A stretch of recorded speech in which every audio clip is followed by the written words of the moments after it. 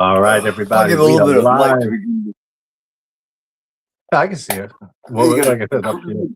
nice crotch What's up? shot in there. Yeah. Give everybody What a up, nice little crotch everybody? shot to begin with. Hey, Ginger. How you doing, man? I'm on my phone, I so I'm can't not going see to be you highlighting in the the chat. comments as much because it's annoying. You can't see the chat? No, because the phone that I usually read the chat on is what I'm going to have to watch the movie on, because I can't get Okay. the internet Yeah. on this TV. That makes sense. So, All right, guys, I'll be reading it because I have it open on my laptop too. Because I'm streaming on my phone, so it's harder to bring it up and keep track of the comments. So I have my laptop playing the stream, so I can see it there. So if someone just sends me and I don't respond, don't take it personally. I don't see any kind of chat. So yeah, hello to everybody, and it's nice to see you. on one phone I got on me. On the other phone I'm watching the movie. So there you go. I managed to get so yeah, everybody, we are going to be talking and watching Curry Barker's Obsession. I haven't talked at all about this movie on this channel, any channel or any platform, except for like a minute video when I first watched it a few days after it came out, and all I said was, this movie's fucking excellent. Please go, and even if you can get to a theater and watch it and support it, please go watch this movie. And that was all I said about it. So I'm definitely excited to watch it again, which I've seen it 3 times. This will be, I think, at this point, and to hear your thoughts on it too. So, because you recently, when did you see it, and what were tell me your thoughts about it? I seen it probably 4 or 5 days ago. I typed it up on Look Movie and watched it with my fiance, and I've seen a lot of people doing like reactions on it and talking about it, and I think a lot of people got the wrong idea about this movie. There's a lot of people thinking that it's an incel type movie and all this, and that's not what it is. Like Corey Barker just wanted to capture what happens in a relationship when you get people that that are toxic and have and have an unhealthy obsession for each other. That's what he wanted to capture, not anything to do with himself or anything like that. But that's one thing that I wish could be straightened out about it. Yeah, I mean, Curry Barker. Did you see Milk and Cereal, his first movie? Because I saw it when he posted it on YouTube. It didn't go to theaters. He posted it on YouTube like 2 years ago, and I remember watching it. I remember thinking it was good, but I don't remember it really at all. So now I really want to go back and watch it again, especially after he blew up here with Obsession. It's insane what this movie's done at the box office, and for $750,000 of a budget, it made, I think it broke 400 million at the box office. So I mean, it's absolutely insane.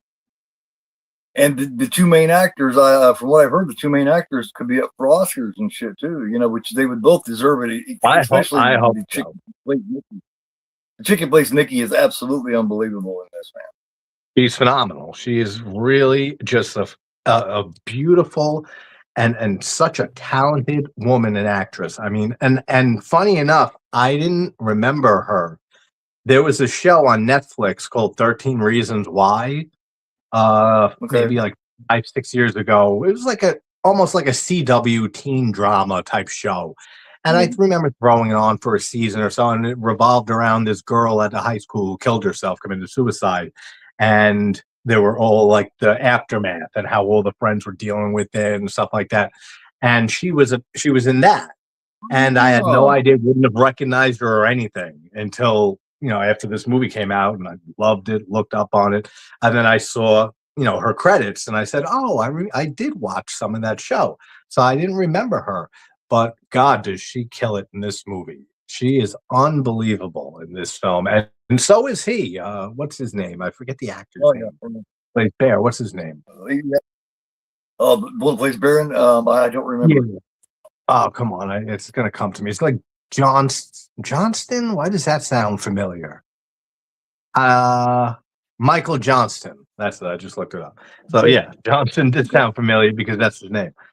Both of them should go on to do many, many great projects, like many, many more, because what they showed with their talent in this movie was yeah, they are so talented, and Inde especially. Inde Navarrette, I think is how you Yeah, pronounce her name. yeah. And She gives a look on her face later on. Later on, when they say, they say kiss the person to your left, and then it all stops and yeah, she yeah, stand there. That frown she gets on her face is something that I didn't know an adult could do. You know what I mean? yeah, That's the frown of a child. I didn't know an yeah, adult face could exactly. still do that. What's up? You know, What's up, Kevin? How you doing, man? Good to see you. And so so yeah, man, this movie is it just came to streaming recently on Prime to rent. If people have seen it and they love it, you can do that and rent it or buy it. Not buy it, rent it on Prime. But it's also I didn't want to put it in the description and stuff. But Look Movie, which a lot of you guys know the website lookmovie.com. It's on there. It's in. I'm pretty sure it's in HD, if not standard definition at least. It's not a cam yeah, recording, but free. It's on Look Movie. So if you guys want to watch along with us, go to lookmovie.com and type Obsession, and it's like a 10-second ad at the very beginning, and that's it. But yeah, when I first saw this, there's so many movies in the horror genre in the last few years, especially that get so much praise and so much hype. And then I end up watching them and I'm let down, even though I don't have expectations. I always leave them as low as possible. I don't watch trailers. I know as little about movies as possible. I knew nothing about this film going into it, me except neither. all the Me hype it neither. was getting. Yeah, Yeah. you go in blind to a lot of movies too. You're the same way as me. I don't like knowing spoilers or shit ahead of time, or even I never watch trailers, so I didn't know what to expect. But Yeah. like And, look at and, like movies like Bring Her Back and Talk to Me and but this Kreger's kind of messed movies with me. like You know what I mean? Barbarian. They get so much hype Oh, they were getting at the time, and I like all those movies. I think Bring Her yeah. Back is a great movie. I think Talk to Me is a great Barbarian's movie. good. Barbarian's a Yeah, good one. I think I'm mixed on Barbarian. I didn't care Yeah. for it too much. Weapons, I Oh, really loved. I thought Weapons was excellent, and a much better movie from Kreger, than his first film there. But all no, those movies I get actually such prefer insane Barbarian. hype, right? Like such insane hype from everybody in the genre. And then I'll go to check them out, and most of the time it doesn't live up to that hype. It's great Right. to really, really great, but it's not like the second coming of horror, stuff like that. Like some No, people and a lot of people start exaggerating it for all those movies. But the last well, the movie that magic hit of the this hype film, for man. me was The Substance. You like The Yeah. Substance, right? Oh, yeah. The Substance was That the was best movie of that hell year. yeah. The Hell yeah, it best was. movie of that year up to that point for me was Strange Darling. Strange Darling was I great, still but then I haven't saw seen it, man. Substance, I still haven't and seen it. I gotta Substance was watch it. It's on my really, list. oh, you got to see that, man. I know. That one is it's very unique. And I the way I I I described it is started it. every 10 minutes I'm going, whoa. And like every 10 minutes it surprises you. But you Yeah, know what I I mean? love it. Every I 10 love minutes it. you learn something new. I know Like it uses a lot of Chopin's music, his one of his nocturnes, because I threw it on one night, maybe like a few months ago, but like 10 minutes in, I started doing something else, and I said, all right, let me save it for another night, and then I never got back to it. But yeah, that one would be one I probably say would live up to the hype it was getting. But for the most part, all those movies I mentioned that get all these crazy amounts of hype in the last few years just don't live up to it. The Substance was the last one to live up to it. it This definitely did. movie absolutely lives up to all the hype it's getting. This Oh yeah. movie deserves every bit of praise, credit to everybody involved. I mean, Curry, or the actors and actresses, everybody that Well, worked on this movie. it's all because it doesn't open like a horror movie. And don't get me wrong, don't go into this expecting a horror movie, because this is not your typical horror movie. But although it's Yeah. very horrifying, Oh, sure. Yep. when this movie opened, it took about 5 minutes into this, I was completely hooked. The opening scene kind of leads you a different direction. It kind of comes off almost like a love story or a, you know what I mean? Or like a Absolutely. rom-com even or something, you know what I mean? And by Yeah. 5 minutes, when he's crying over his cat and it goes down, it shows obsession. By then, you realize you're not on the in bed, in a on the fucking bed, rom-com. on the curtain of the sheet on the bed, right when it pans down. You see that in a second. Why can't she? Obsession, Right. yeah. Great stuff, man. But all right, yeah. So everybody in the chat, anyone who wants to watch along, lookmovie.com. And I'll give a few minutes, like 2 minutes, and we'll do a countdown and start the movie. But what's up, Ant? What's up? Hey, Larry. What's going on, man? How you doing? Go on, right? Good to see you, brother. And I didn't see that, Ginger. The Superman. She played what? Did she play Lois in that? I was never a Superman fan. She was a Superman. I seen that once. But it was a show I or something. Yeah, a show or something like that. Well, I can just check on my laptop here to get it right. Yeah, Superman and Lois. Okay, so it was a CW show. Okay, and Tatsu, you like it? My fiance and I, man, would sit there and, like I said, about 5 minutes into it, we were both hooked, and we were both, it's one of those things where it's like, oh, you know what I mean? We're commenting, we're talking to the TV screen, because this gets you involved early, it gets you involved, and it keeps you. Now, when it gets to it, I will get to my only part of the movie that I would have changed, in my opinion. When we come to it, I'll talk about it. Yeah, and it will be at the very end. The very end is something I would have done differently. There's a few things in this movie that, I mean, like you said, it's not it's a full-on horror. Like, you don't want to go into it expecting a bunch of scares and shit like that. There are, scares in there.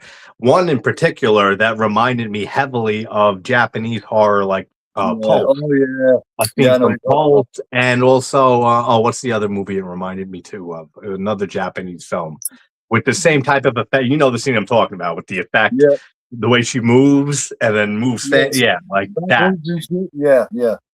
It's something that they did with the speed, and maybe they recorded it backwards and played it forward, something like that. But it reminded me heavily of that scene in Pulse. And another movie, I don't know why it's not. I'm not remembering it. She's not Nikki. That's why the very few minutes, she's confused because she's trying to transfer over. It's Nikki's body, but the soul's been taken out of it. Now all it knows is to love him. You know what I mean? That's all it knows, and it's trying to learn that. That's why she's so confused. Well, I love how the most the most disturbing part that Larry says here is the cat stuff. Yeah, I mean, that's some fucked up shit, man. There's a lot of fucked up stuff in this movie. But honestly, the most horrifying thing about this movie for me is, one, how it captures a toxic relationship so well. Like the title works on so many levels. The fact that she's obsessed with him because of him making the wish, his obsession with her, or his ideal version of her and what he thinks the best of her, and the she puts her up on a pedestal and doesn't realize that that's not probably reality, and that's not how it would be, and you're trying to force something, and that turns into a whole moral thing that she has no control over her body throughout this movie. She's like we hear in that phone call when he calls the Wish Willow company, and he wants to alter the wish, right? He wants to alter it. He doesn't want to cancel it right away. He wants to alter it, which shows how much he still is latched on and obsessed with the idea. And what even though she's acting weird and stuff, he still doesn't want to cancel it. He wants to change it. He wants to alter it. But with that phone call, you hear the real Nikki, and then you also hear her at other points in the movie, so she's kind of asleep inside her body or something. But every time, and she's like, "Kill me, please." And what's his reaction to that? Because he's such a narcissist. Instead of trying to help her, he says, "Would loving me be so bad?" You know what I mean? Because he's a narcissist. Oh yeah. And just it's really such a great disturbing movie because of how slow the tension builds from the very beginning, like right after the opening scene when he's practicing, but it just builds with this eerie atmosphere. The performances are great, and the fact that she's not in control of herself everything that he does to her and does with her is not her. Like she's not consenting to any of this. So he's basically raping her throughout this movie and abusing her and everything that real Nikki wouldn't want. And it wouldn't be into. I mean, she's not in control at all. And that's what really makes this movie, even deeper and real more fucked up, and when you start thinking about it. But everybody who wants to watch along, you guys ready? You ready? You got it ready? I do believe I'm ready. I do believe all I need to do is hit the play here, man. All right, let me see. I think I got the same. All right, so let's do a countdown. 3, 2, 1, go. So 3, 2, 1, go. Oh shit. Yeah. Yeah, lower that quick. I don't know how Universal, how big they are with that music. I'm sure they are. They're assholes. Universal's assholes, man. Yeah, I know they are. I've had issues with the claim. This is nothing big, but I mean, just from the opening scene of this movie, when he's saying everything and practicing what he wants to say to Nikki, he's not saying it to Nikki. Like when you just from watching the scene, and then there's a lot of comedic relief throughout this too. And the way that it just breaks after that, and and they start laughing and stuff, and he's like, "Oh man!" And you can see how stressed this has been making him for however long he's been into her. And we've all been there of not knowing how to tell somebody that we like and stuff like that, or our true feelings for them. Well, I mean, what's funny is he gets a chance, but he's so obsessed he doesn't even know it. When she says, "Hey, if do you like me? If you do, this is the time to tell me." Yep. He doesn't even hear it. He doesn't even hear it. He had several chances, and that's just in the movie. From what we see in the movie, I don't know how long they've known each other. I mean, I think they knew each other just through work, right, at the music store. So who knows? It's been years that they've known each other, or I don't know. I think because he was brought in to take care of his grandmother, and that's why he came there to begin with, and he's known her ever since then. So I think maybe toward the end of school. Okay. Yeah, that's right, because it's the grandma's place that he inherits after she passed away. That's his grandma's place. That's why all the pills are there. That's Roxy's, yeah. Yeah, that's what it is, right? It's oxys or painkillers. Yep, it's oxycodone, I do believe. Poor kid. I love how this is the waitress. Hey, what's up, Russell? Hey, Russell. And how you doing, man? What's going on, everybody? We just sat there. How's everybody doing? So I keep telling myself, don't tell her she's too good. Chill. Maybe you should know. Unfortunately, I'm watching on this little phone. Yeah. No, I know. You're going to get working on the TV. Huh? You got to lower it a little bit. I hear it coming through a lot. His friend is so fucking slimy, dude. I like him too, man. I like the actor here. He did a great job too. Wasn't he friendly like with Curry? Because Curry Barker, the director, did he had an established YouTube audience, and he did like sketches and skits and like comedy videos and stuff. He had like a few million followers maybe on social media and TikTok especially. So I think this guy is a good friend of his and did that with him. Yeah. The character's wrong, but I think I remember reading that or seeing that somewhere. You see so many things when you realize what's going on with Ian and shit, his friend. You look back and you realize that he was never trying to help him get hurt. Yeah. He always liked her because they were fucking around, Yeah, they were hooking up. Nikki and him were hooking up for a while and not telling anybody. Hey, Russ. How you doing, brother? I mean, have you seen Obsession, Russ? Because if not, we just started it. It's on Look Movie if you want to watch along. It is an excellent film. Yeah, we're in like the first 5 minutes. Yeah, you got to lower that because it's very loud. Oh, mine? Yeah. That's why I got the captions on too, so I have it low and then the captions on a bit. It's a good beginning time to catch. I love Triple Night. It's all I have. I would love every. All right, there's no way you're hearing that. Thinking about Triple Night. No, I hear it still. Yeah, You still hear it? yeah. Then there's no way they're picking that up, man. Oh yeah, it's picking up. Now I don't. Now, yeah, now it's low enough that you hear it. Now, like a word here and there, it's fine. That's fine. Especially because it's a new movie. That's why I want to be, careful and respectful with copyright. Yeah, well, yeah. I was just saying that I had it so low that there's no way the copyright was picking that up. Yeah, no. Now it's fine. It was much louder before. Now it's you can hear like a word here and there pop through. It's fine. Really? Oh, the poor kitty. Man, this guy, you feel bad and relate with Bear from the very first scene. And then especially when he comes home here and he finds his cat dead, then you really sympathize with this guy and the way that he's letting it all out and crying on the bed, like you mentioned early on.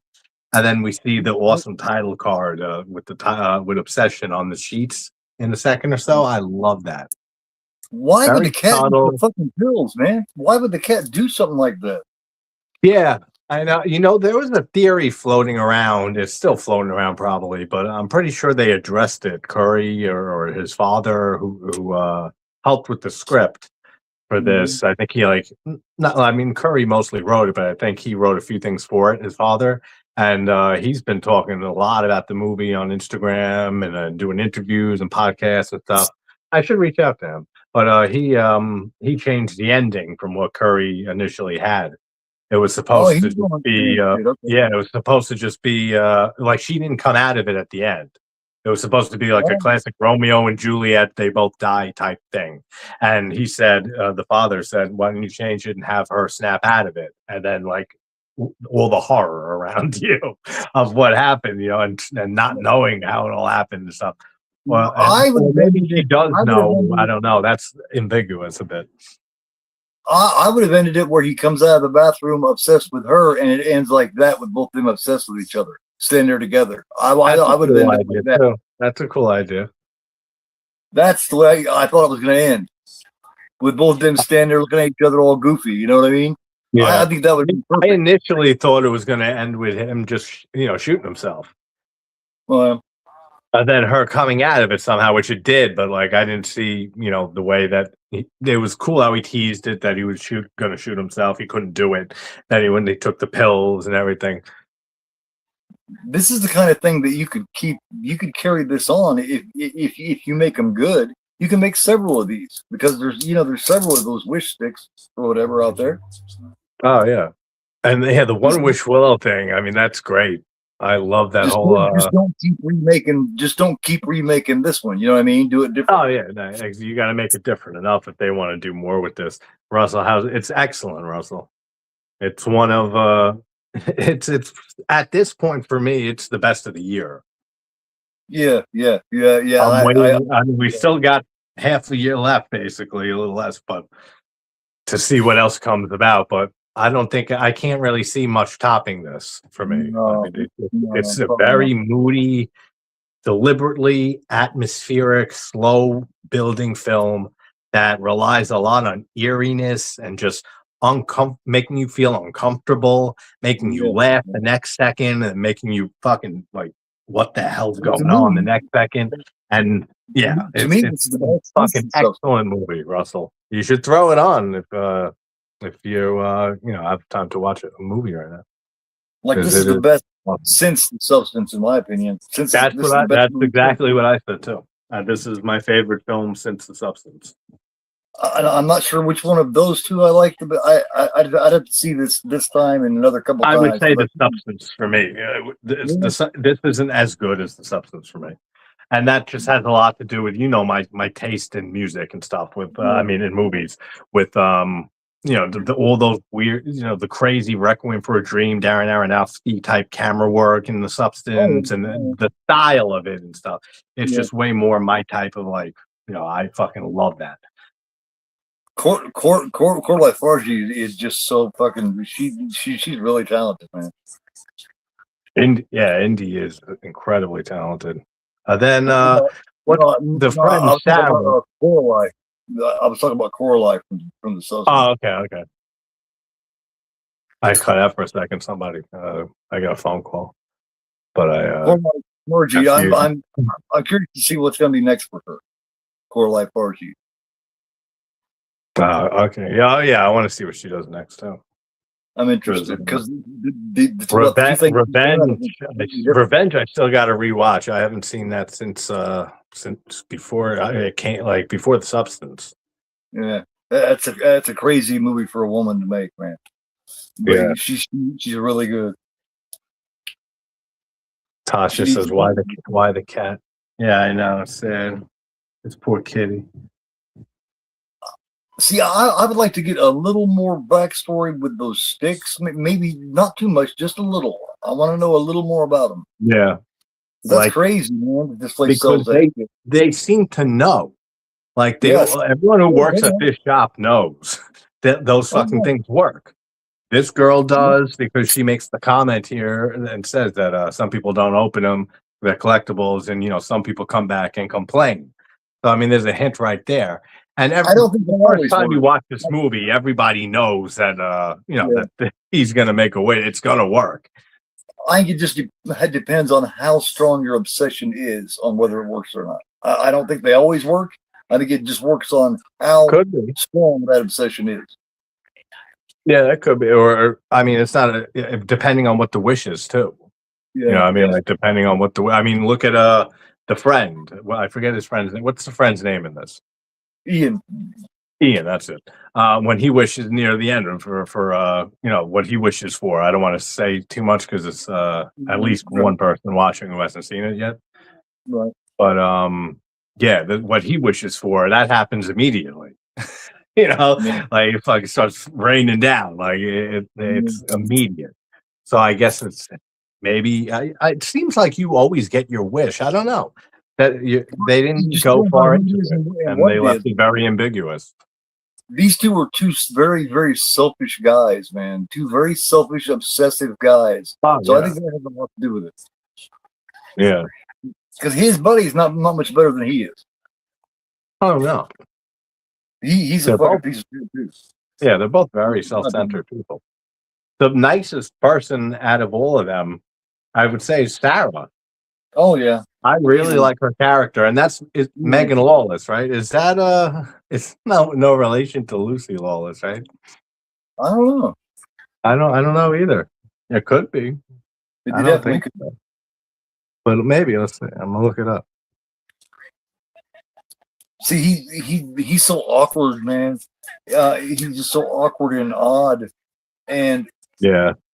You can see the narcissist in him, like when they're all talking and he's trying to have a moment alone talking to her, and he just kind of blurts out that his cat's dead. You know what I mean? Because he wants to steal that exactly. back. He wants to pull that kitchen back. And you can tell he's been holding it in. Like he didn't really plan on telling anyone. He just wanted to sit with it for a while. And no, she's not related to the other one, to Lucy Lawless. But instead, the attention's not coming to him, so he uses that to get it back to him. And I mean, it doesn't work because Sarah's the only one that really comforts him. Yeah. And the whole time he's hugging her, and he's looking at Nikki like you could tell he wishes it was Nikki he was hugging. Yeah, and I like also how Sarah has a crush on him. Sarah likes him throughout this. Yeah. And that scene later with Sarah, man, that shit I didn't expect. When I was first saw this, that started happening. I knew something was going to happen because the way it was framed, facing her, and then you get the car window right there and stuff. I said, something's going to happen. And then right after she said that line, I was on your left and said, I said something, but I didn't expect that. And I was like, holy fucking shit, man. She didn't fuck around, no. Not one bit. She didn't fuck around. I can't wait to see that scene. I was like, God damn. Yeah, it was really, really wild. What's that comment say? Female cat is called a queen. But it is your fault. This is what you wanted. This was your wish. Yeah. I love that I love the guy near the end at the store when he Yeah, fucked with him. And yeah. he's like looking for other Hey, stuff. He's like, where are they? He's like, dude, you're bringing all these vibes in here like this. Chill. And he's like, no, I'm fucking with you, dude. They're right over there. he's That like, guy's right. great too. He's like, hey, it worked. What are you bitching about then? Yeah, that's what I'm saying. Like, so they all know. Like, these people all fucking know that this thing works. And they even have when you call the number on the box, the guy answers, which is Curry Barker, actually, in the movie when he calls later. That's Curry on the phone doing the voice.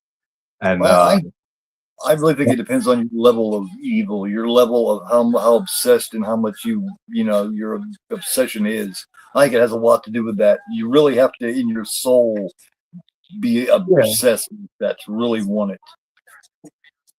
In a well, very you mean just like want whatever you're wishing for? Because I mean, it seems like whatever somebody wishes for, they get it. it has Like to be nefarious, something. But Because it's definitely an evil spell, man. I mean, oh yeah, there's for no sure. And that it's very heavily inspired, obviously, by the monkey's paw. And yeah, I mean, we've seen this premise, a very large amount of times at this point in movie history. With be careful what you wish for. I mean, you can go through so many movies. A Wishmaster, there's so many different incarnations of that premise, but it's done so it's so fucking effective. This movie, and for such a simple premise. The atmosphere and the way he builds it up and the characters, the acting, all of that is just excellent. I really can't say enough about this movie, but we will be saying more than enough in the next hour and a half, whatever this is. Yeah. Oh shit, you motherfucker. And I like how it starts off like very, pretty quick paced. Like it gets right to, him making the wish within the first 15 minutes, maybe. Yeah, and it's the way he puts it too. Yeah. Fucking love me, you know what I mean? Yeah, the way he said, I wish you didn't love me more than fucking anybody else in the world. Or anybody in the fucking world. I love the shots here in the car. And he just had a chance, like I said, that he didn't even hear. Yep. He had that one major chance when she just straight up asks him in a bit, do you like me? And he freezes, which we all can relate to. I mean, anyone who's been in a relationship ever in their life can relate to that. And choking or freezing and wanting to say something to a girl you like, and not saying it or not being able to find the right words. I mean, so everyone. I think that's one reason why this movie is exploded the way it did. Is that it deals with so many relatable things in relationships, and most, if not everybody, has been in at least one toxic relationship in their life. You know what I mean? So I mean, it really hits hard and then very relatable, and takes that to the extreme of what the horror could be, in a situation like that.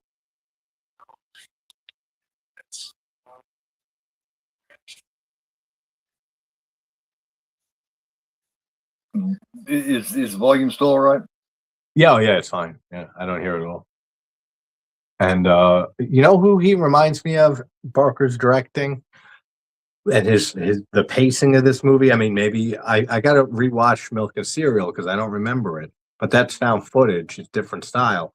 But I want to see his next film and see if he stays with that very slow, deliberate pacing. Because this movie reminds me a bit of Osgood Perkins, like his style. Yeah.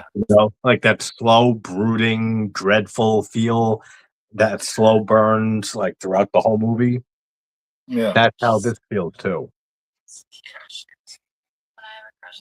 Well, yeah, I mean, it catches you with the reality of it. It's just like just like you said, with relatability and the reality. Those two things have got to be on, and it is. So, did you make it louder? Because now I hear it louder again. No. Now I hear it loud now. Now I don't.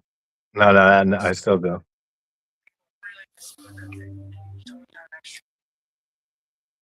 Now I don't as much.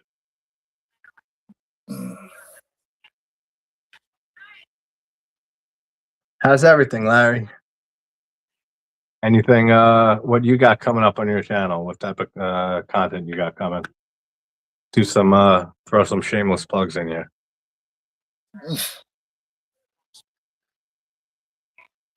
Here's this shot right here. Do you like me? Now is the time to tell her. And it literally was the time to tell her because after this he makes the wish and everything goes to hell. All he had to do was say something right there. Yep.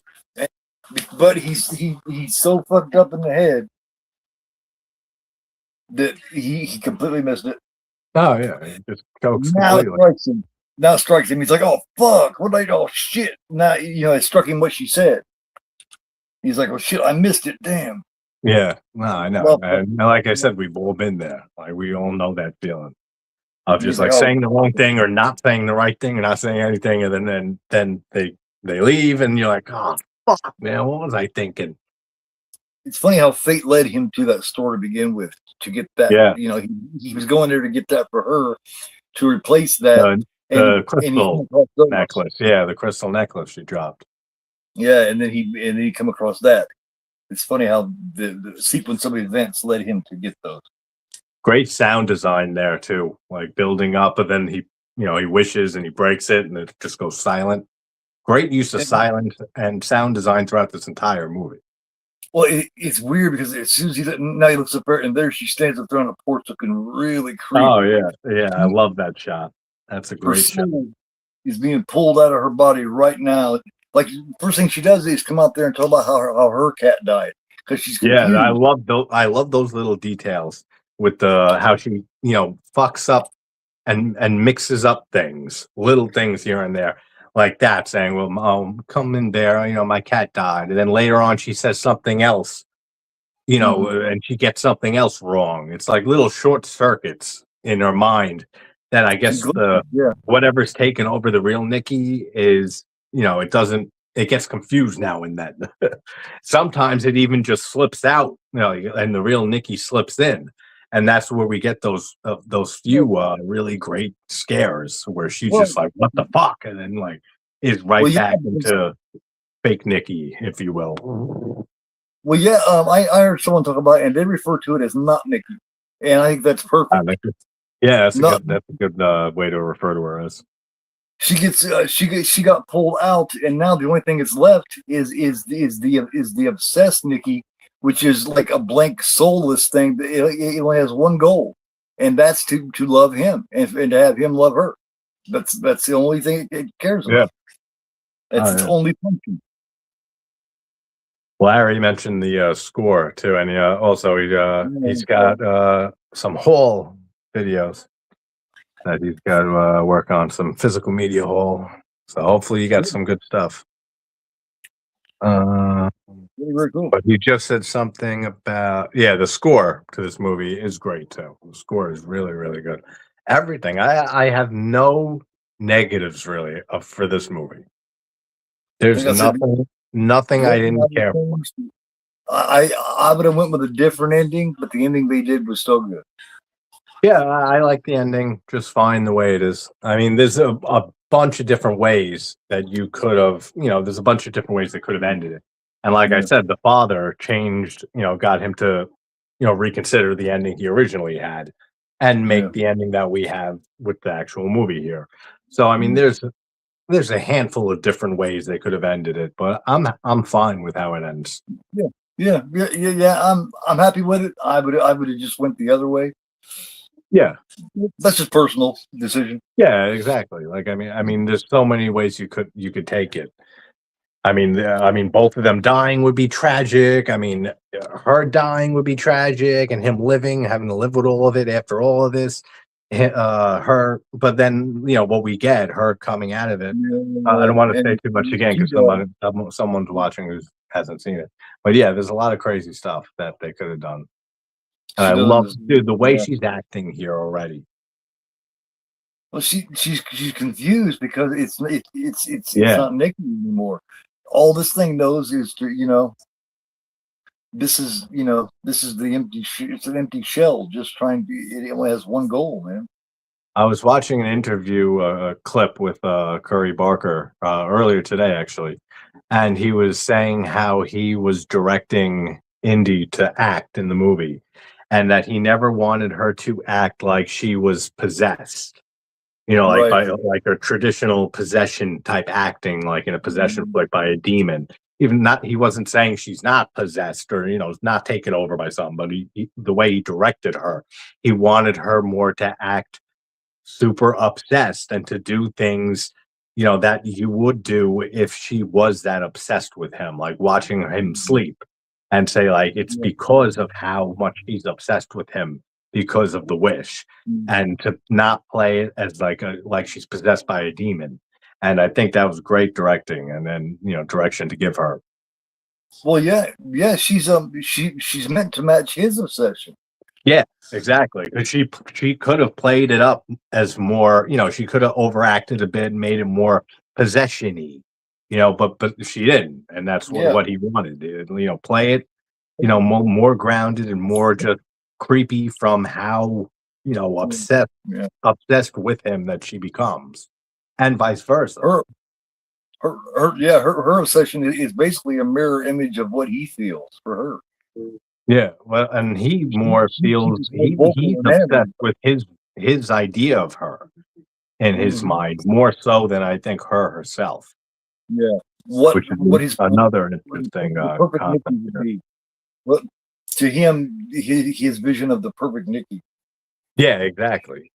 It's like exactly you're thinking of the perfect version of somebody, and that's what he's obsessed with.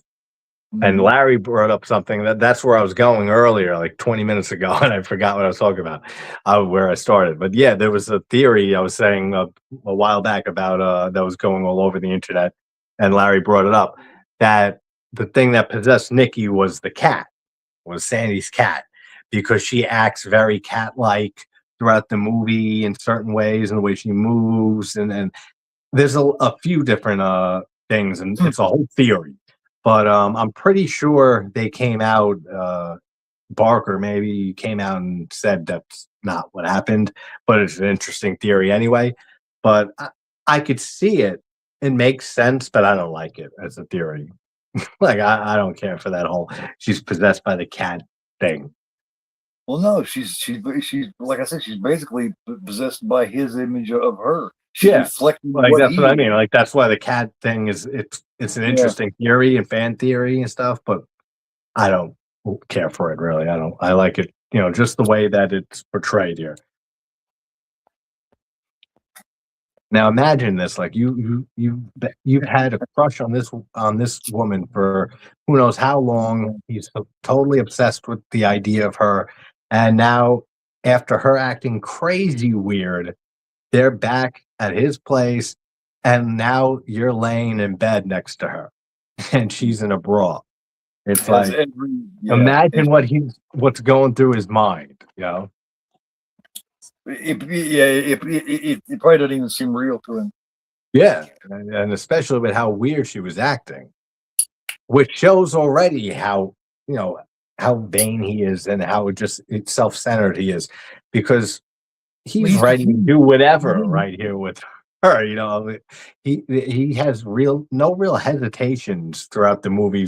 I mean, he does, but it takes a while for him to have a new hesitation, and he always justifies, some type of strange behavior so he can continue to have his ideal perfect version of her and still, maintain this relationship.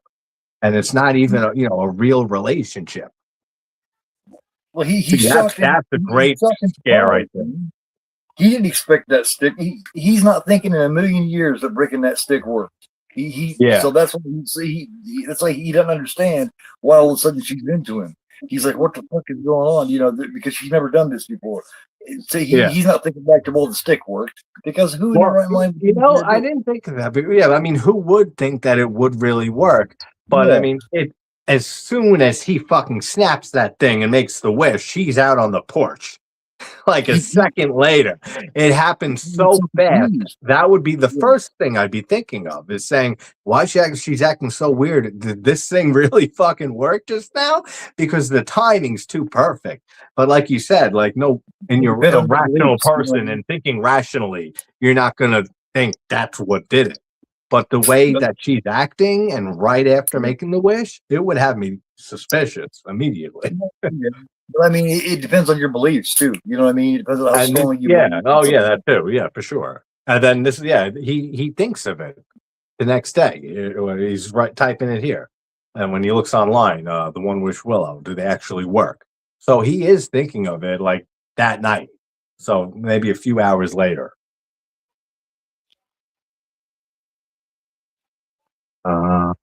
Let me see. Russell, I'm reading your comments. I'm not, it's annoying to bring them up on the phone, so I'm just going to read through a few of them. And yeah, rest in peace, Bonnie Tyler. Rest in peace to Sam Neill, which, man, that both of those news was so, terrible to hear, because I love Bonnie Tyler, and some of you know how much I love Total Eclipse of the Heart, because there's a few movies that use that song. I love, like Strangers Pray at Night, that whole pool scene. So I didn't know you was a big fan of that song. What? I didn't know you was a big fan of Total Eclipse of the Heart. Hell yeah, I love it. Man. Oh yeah, I'm a huge fan. It's such a beautiful composition. I remember when that song came out. I remember when that motherfucker came out, man. That's so you would. Yeah. It was what, 80 something when it came out?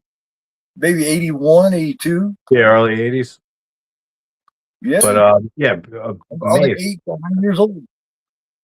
And not even just the whole composition, the chord progressions. I mean, everything. That is Z. I mean, to hear that she passed, that sucked. And then hearing Sam Neill, though, oh man, my heart dropped. It was like 5 in the morning. It's such a sweet idea. It's such a sweet idea. However, yep. I mean, yeah, exactly. I mean, it's the thought that counts, right? Yeah. However, she went through the trash to get the kitty, man. Yeah, like Larry said, R.I.P. Bonnie, truly a big loss. Absolutely.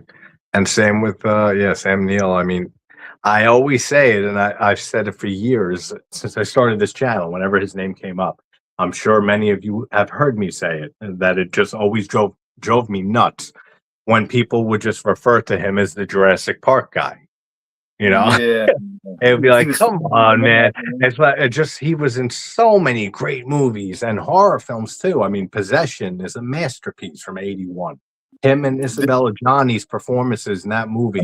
And this movie reminds me of Possession too. Possession, in some way.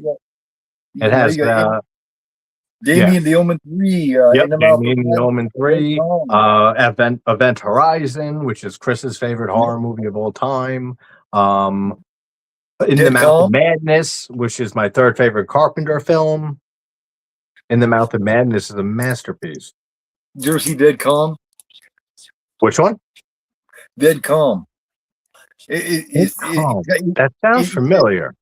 Well, it's got him, a young Nicole Kidman, Billy Zane. Oh, okay. I think I have seen that actually. I don't remember. They're on a boat, and Billy Zane. On the boat. That sounds familiar, because once you said Billy Zane with the rest of the cast, I don't remember anything really from it. Yeah. Definitely check it out. Check it out if you don't remember. Yeah, I got to rewatch it and find it. But I mean, he's such an amazing he was such an amazing actor. And he plays Nicole Kidman's husband, and it's back when she still had the red hair. Yeah, I was just watching The Others like a week ago or so. I love Nicole Kidman, and we have Andy Richter here the father of Sarah, and owns the music store. And this is so creepy. The way that he keeps, the shot on her in the background, looking at them the entire time while they're talking. I mean, I love that. once you've seen this, now that I've seen this once, now that I watch it, I can understand a little more why Ian acts like he does about this little thing here. Exactly, right? Because of what we find out later. He doesn't like it at all. He doesn't like it at all. He acts like a dick about it. And, and when you see the whole movie, you begin to understand why. Yep. I thought that was funny, man. I thought he was awfully passionate about that, awfully ridiculously jealous early. Yeah. I was like, what the fuck's up with this fucking dude? Does he got a crush on her too? I mean, that's how he comes off. And like I said, I love, he does. And I love how, how Sarah has feelings for Bear. And she feels, and then eventually in a bit, like once they, Nikki and him start, dating. He has no idea. He has no idea. She's worried about him. Like she's worried that he's getting taken advantage of or going to get hurt by Nikki. Because he has no clue Sarah likes him. He has not a clue. And you could tell. No, I think he does, right? Because when he first dropped Nikki off before he made the wish, she said, "How do you feel about Sarah?" And he said, "Why? Sarah likes me or whatever." And she said, "Like, well, I'm just." No, he asked, "Do I like?" You're asking if I like Sarah, and she said, "I'm asking how you feel about her, and if you happen to feel that you like her, then that would be how you feel about her." Something like that. So he knew to an extent that she had feelings for her. And basically, all that Nikki felt for him was a friend that told him that too, because she was trying to fix him with Sarah. Yeah, and somebody's not going to try to fix you up with somebody if they want you, So he had all these clues telling him that because plus they talked about how she felt about him like he was a brother. All this has been covered. It's all made obvious, man. And he ignored all of it because all he's thinking about is what he wants. Yeah, true. Tasha, you made me laugh. This guy is such a chicken shit. Yeah, man. Yeah. I love how he framed this, and with the lighting, how you can barely see her. Yeah, that's cool. It does that a lot with her face, and you can tell her face is like almost morphing in the dark. Yeah, I mean, maybe a great job she did with her face, right? Her facial expressions through this. At one point, what is her face? At one point, what movie does it remind you of? I know you'll get this. She has an expression or so, a creepy expression. And it's very reminiscent of a favorite 80s slasher of ours. With the crazy ending. Oh, yeah. Right? Yeah. You know what I'm talking about, right? Camp? Yeah, absolutely. I thought as soon as I saw her make a certain face in this, I said, Angela. Like I said, that's it. It's great. Because the small freezes. Like I thought the screen had froze. Yeah, exactly. I thought it was too, actually. I'm like, oh shit, something wrong with it, and it shows her pissing. Yeah. That exact scene right there. Yep, that one that you just described. And I thought it froze too for a second because I was watching it on here on Look Movie. I thought it was buffering or stopped, and then I said, no, it makes sense that it would be lingering on it. And then the next thought I had was Felissa Rose in Sleepaway Camp. Yeah. But it lingers on a few seconds longer than usual. That's why I thought exactly. It froze. That's why I thought it froze too. I mean, it made sense that it stayed on her for a second, but then he decided to stay on a few seconds longer. Even. And then finally panned down after that. I mean, he had great instinct as a director. He really does, Curry, for this being his first, actual release film, like theatrically, and it's only his second movie. I mean, he has such a good eye for shots, for framing, for lighting, everything. I mean, and for his age, he's what, 24, 25, something like that. Here's what it switched back into the rom-com type shit there now for a minute. Now it's back to like the montage. Yep. You gotta have a montage. Time's going montage. A couple. she keeps looking at him, and he keeps having to straighten her face back to the TV screen. Yeah, exactly. Now I wonder how much time went by here. Do they Well, say? I would say a week or two, maybe. Yeah, maybe something like that, right? Because why would she not be acting crazy at this point? Like if it was a month or two that went by, you know what I mean? Well, he stayed with her the whole time. You know, they've been all about each other this whole time. She's had no reason to act funny. Oh yeah, but I'm like, why? Like, I think you would see her acting like weird and stuff like this, you know, more frequently, unless, Well, like you said, it was only a week or two that went by. Because I don't think if it was a few months, it was like, why would it take a few months for her to start acting really weird? Right, obviously, like a week or two, because you can see little hints of it, and he gives us little hints, like her looking over at him instead of the TV over and over again.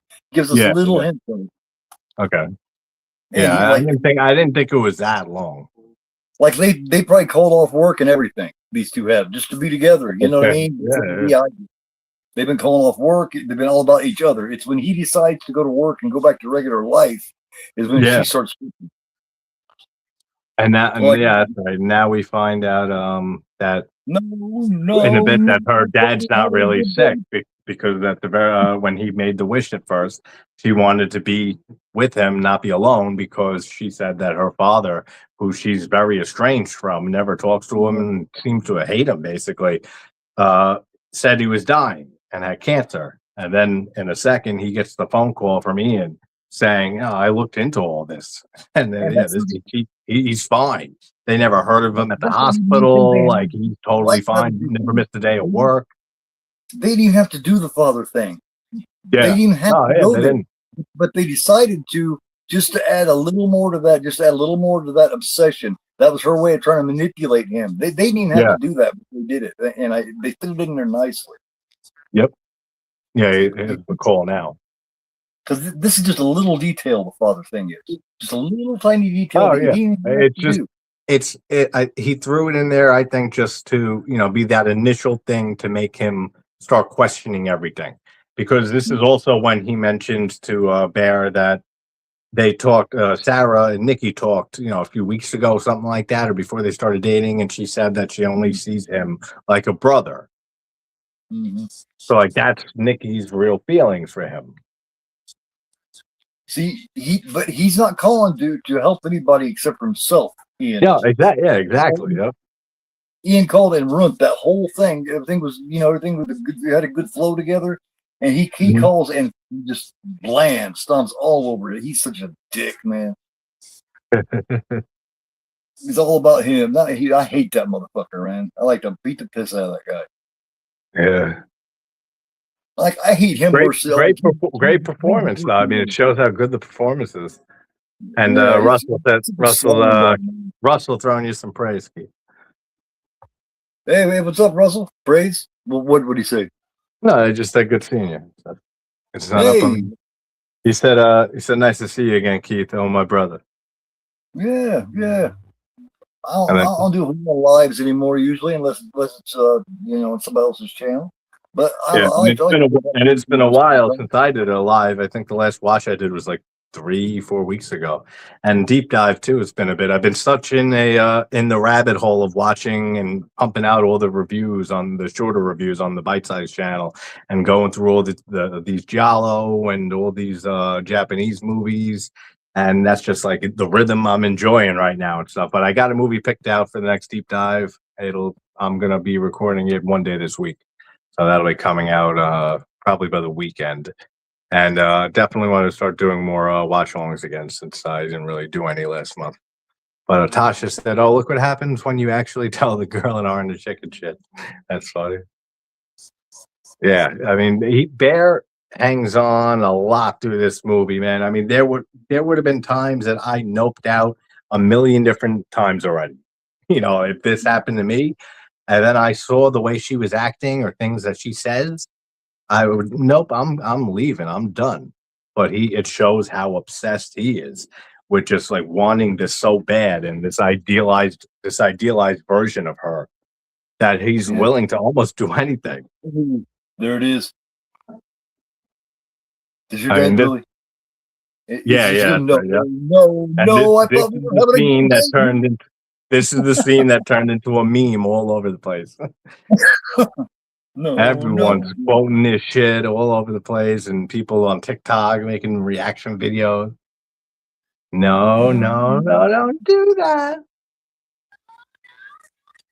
There you go. I just heard it on yours. Bobby, you're having a nice date. Yeah.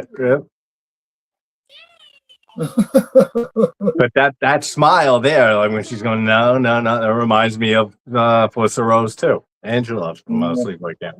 Right there, and the way, like, because the way her head is tilted. Yeah. With the smile. That's what I think does it. And made me think of it. She was so upset that he was ruining that vibe, man. It just fucked her. It sent her into a malfunction.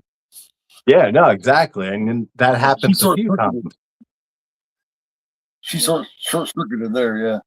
Yeah, there's a few times that she's short circuits like that. And when like earlier when she's jumped off the bed and said, "What the fuck?" And for a second, like her true self bled through and gained control again for like a second. And this scene is so disturbing because of what I mentioned earlier. He's raping her right here. I mean, they're having sex and she's, obsessed with him because of the wish and stuff. It's consensual in the context here, but she's not her. That's not Nikki. And she doesn't feel that way about him, as he just found out from Ian. And every time that they fuck or do anything like that, I mean, she's getting raped. I mean, it's really messed up what she goes through in this. She's the real victim of this movie. It's not Bear. She is 100% the victim of this film. Oh yeah. It's like she wasn't even into the sex. Not really. Yeah, no, exactly. And that's absolutely, I'm sure, deliberate. The way that she was, looking, just like staring, like to the side, like almost void, like while he's pounding away. I'm pretty sure that was deliberate, just to have her look like vacant, like she really is. Yeah. Now this is when you can imagine her like in the dark here. When she's coming out from the corner, like you can see her face doing shit. What you just said, exactly, how you could just barely see your face. Again, like great lighting usage and great lighting in general, just like earlier with the door when she first came over, and I mentioned how the lighting was. Same here. And she backed back up to the corner. That's weird, man. Yeah. That's and her responses too. Smells like you. Yeah. But like, this is one moment right here where after this night, I'd be out. I'd get the fuck out of here. I'm done. That was so weird. They explained how she acted the first night, saying that she was on Molly. That's how they explain it away. Like it's not mutual. I know. She says that's great. It's not mutual. Yeah. You love me as much as I love you. That's what I mean. Like, and that's what I was saying. Like when I saw that interview clip earlier today with Curry, of him saying how he directed her, like, don't act like possessed by a demon. Acted like you're really that obsessed and upset. Like not too over the top possession wise. And she nailed it. Like yeah.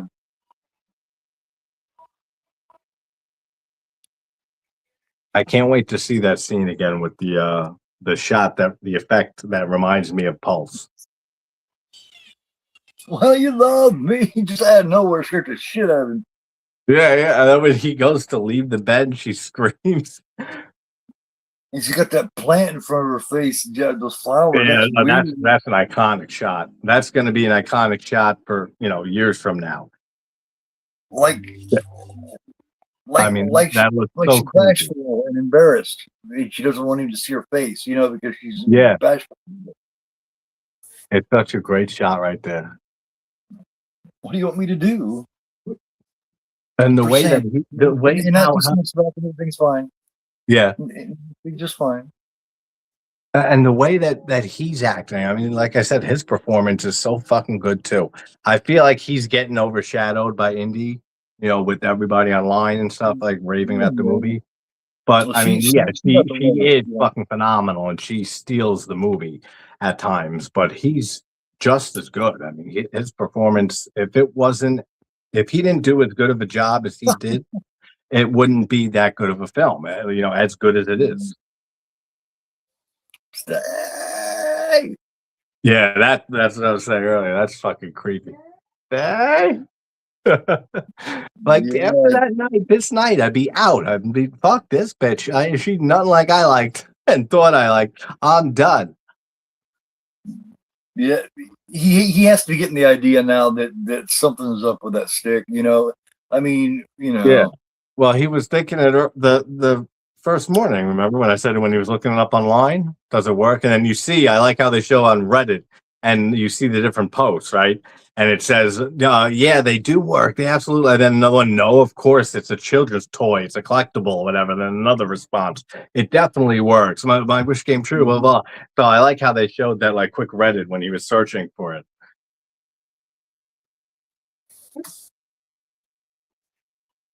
And she's absolutely fine, too. Inde Navarrette. Oh, yeah. Gorgeous woman. Gorgeous. She's got everything. She's got the looks. She's got the acting. She's got the talent. Yeah. I mean, damn! I can't wait to see what she does after this. Well, she got handed one. She got handed one hell of a role. I mean, she definitely was handed a great role. That's like an actor's dream. Oh yeah, no, exactly. To have a breakout role like this, like you'll be seeing, I guarantee it. You'll be seeing her getting cast and offers from so many different studios and for franchises and stuff. I guarantee it. She read this script and was like, "Oh hell yeah, I got to get this motherfucker." I mean, and she killed it. There's a smile. Yeah. Are you talking Saw, Russell? John Kramer? Oh, short talk quick about Evil Dead Burn, guys. So I watched that the other day, yesterday. I watched it back to back with The Mummy, Lee Cronin's The Mummy, which I said in retrospect, I was maybe not the best idea because they some parts of them blended together for me. Thinking back on them because they are very similar. Have you seen Lee Cronin's The Mummy, Keith? Not yet, but I'm wanting to. I promised my younger son that I'd wait for him. Yeah, that's right. Yeah, you got to check it out. Yeah, make sure you see that and Burn with him. Yeah. But I loved Lee Cronin's The Mummy. It was not what I expected. It was I knew it was different and not to expect like a traditional mummy movie. But that's good. Lee Cronin has a very distinct style already, and it feels very Evil Dead and very Exorcist. Like The Exorcist with a whole bunch of Evil Dead flavor set in Egypt with a little bit of mummy stuff, like in lore. That's the type of movie it is. So it's very Evil Dead-esque. And then I went and watched right after that, I saw Evil Dead Burn, and same type of thing and stuff. So I was thinking back on them today, and I was thinking, wait, did that scene happen in The Mummy or did that happen in Evil Dead Burn? Because I watched them right back to back. Damn. Oh, this is creepy as shit. Imagine looking at your door and it's all duct taped. I love how it stays with him the whole time that he's trying to pry it open, man. It's just it's hilarious. Oh, it's like, oh my God, look at this fucking like that's another. I'd be done. Like I'd be out over. Nope. If I saw that this bitch really duct taped the whole door like throughout the night, come on, I'd be so out of there. It didn't even work because he opens it right up. I love how he didn't pull away or nothing. It stayed right with him when he was pulling on it. Yeah. So Russell said he saw Abigail, not bad. Yeah, it's not bad. It's fun. I just didn't think it was anything, great. That was another movie that got a lot of praise and hype, which I thought it's good. It's enjoyable. Right there.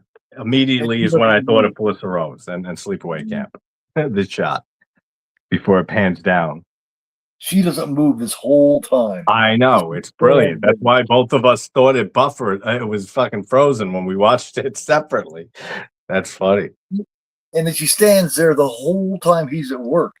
Yeah, I know. That's what's fucking so creepy about it, because he comes back and not only did she piss herself, it looks like she vomited and or shit on the floor, right? Yeah. I mean, just all day long waiting there. Yep. It's like, oh man, this is so eerie. This is the yeah. That's Now the little what exorcist nod there. what made her do this with this sandwich, man? I don't get why that was loving. Yeah. I think Because of the conversation that they had before she freaked out when he confronted her about her father, when she said that he was saying you'd be a food critic. And so it's just a callback to that, I guess. But you mean like, I guess what would compel her to do this? I don't know. Because it almost comes off malicious. Yeah, it does for sure. I wonder. Yeah, I don't know. I see how she writes on the picture there, not me. Yeah. So it's almost like she was poking her head through, trying to send a signal. Exactly. That's what I was gonna say. It's almost like she breaks out every now and then, briefly. Enough that she was able to write that down, not me. And we see her say that at the party later when they're all hanging out, and she says, "I'm not me," or whatever, something close to that. Dude, I laughed my ass off, and then they said, "Kiss the person to your left." She does that frown, and then I know, that's great. And puts herself to the left of him. Yep. Yeah. And then literally just stands behind her chair and then slowly drags it back. And sticks herself to the left of him. Yeah. I said, when she was walking around there, I told my fiance, I said, "Oh, she's going to move her.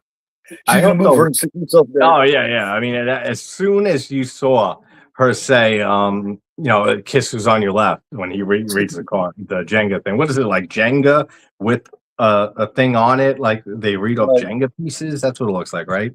But I was like, holy shit, man. I said, she is not having this. And then they pan to her with her frown and stuff. Like you said, yeah, I was dying. Hey, what's up, Pat? She's walking around there, and I didn't figure she'd get violent, but I said she's going to put herself in that spot. And I knew it. Yeah, I knew it.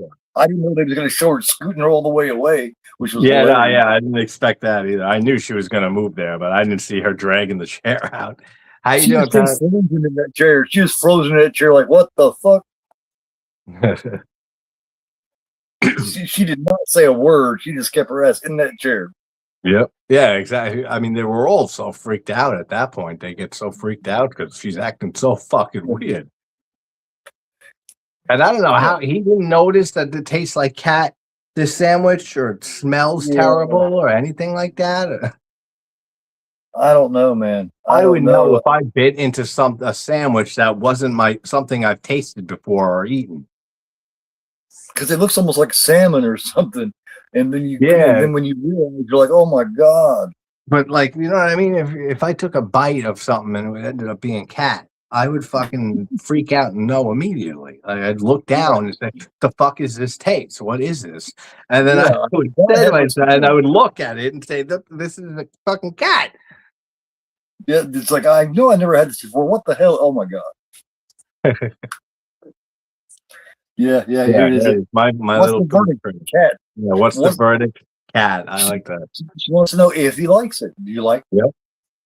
I want, and like you said, I wonder what makes her do that. Is it Nikki coming through? Is it her thinking that he would love it because it was his cat and he loved it? Maybe he would want to be a part. He would want it to be a part of him. Is she thinking that maybe he loved his cat so much now he wants to consume it, and maybe that's the way she thinks about love. She thinks he might want to consume that cat because he loved it, consume it and make it part of you. Maybe that's where her head's at. Yeah, could be. And like I said, when Larry brought it up earlier, and I was thinking of it earlier in the stream about that, the theory that it could be the cat, Sandy's cat that possessed her. There's a lot of little clues. I forget exactly what the theory is and all the little points that it points out, but I know her acting like a cat, is one, like she acts kind of cat-like, is like one of the parts of the theory. But you should read up. You should read up on it after we end this. Read up on the cat theory. But it's stupid. I don't like it compared to what we have actually here in the movie. I think that's more her looking to replace his cat because she knows how much he loved the cat. Could So be, so yeah. so, so she's That's a good thinking, point. That's a good point. I can be his cat too. Yeah, that's a good point. I didn't think of that. Yeah. This is when Ian's true colors are really coming through, man. You can tell by the way he's acting. He's a jealous motherfucker. But you're thinking that he's jealous because he's not getting the time with his friend. Well, exactly. Until we get the reveal later. Yep. That's what you're thinking at this point. But I thought it was awfully weird, man. I was thinking, man, he's acting awfully emotionally about this. I thought maybe he might fucking have a crush on his buddy or something. And to the point that he won't have Nikki over. Because you don't see if you want to come over, then you're guys' night. I mean, guys only. Yeah, and you don't ever see with no chicks. So So at one point I was thinking, what does he want to fuck Bear or something? Yeah. Because he's acting jealous. Yeah, he is. Like beyond jealous, like beyond what you normal jealous.